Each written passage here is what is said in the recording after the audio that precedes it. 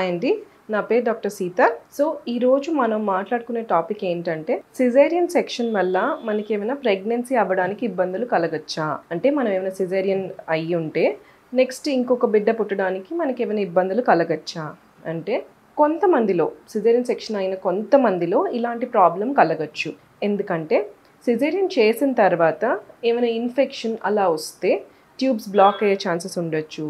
కొంచెం ఎక్కువ బ్లీడింగ్ అయితే కూడా దానివల్ల కూడా కొన్ని ఎడిషన్స్ అంటే కొన్ని అతుకుల్లా ఫామ్ అయ్యి ట్యూబ్స్ బ్లాక్ అయ్యే ఛాన్సెస్ ఉండొచ్చు.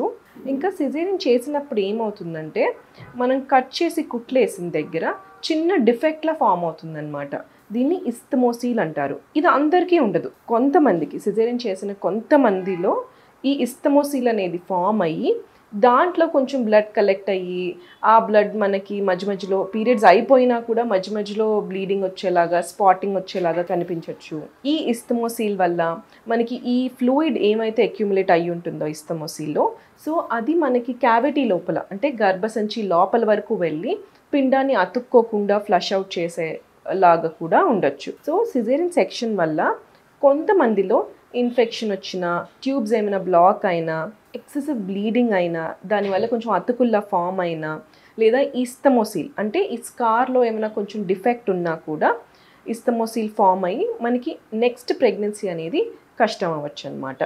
సో అందరిలో ఇలా ఏమి ఉండదండి, కొంతమందిలో ఇలాంటివి మేము చూస్తూ ఉంటాము. సో సిజేరియన్ సెక్షన్ చేయించుకున్నప్పుడు వీటి గురించి ఆలోచించుకుని జాగ్రత్తగా ఉండాలి. అన్నిటికన్నా బెస్ట్ నార్మల్ డెలివరీ. అది అవ్వని సిచ్యువేషన్స్లోనే మనం సిజేరియన్కి వెళ్తే బెటర్. ఎందుకంటే సిజేరియన్ వల్ల ఇలాంటి కొన్ని కాంప్లికేషన్స్ కూడా మేము చూసామన్నమాట.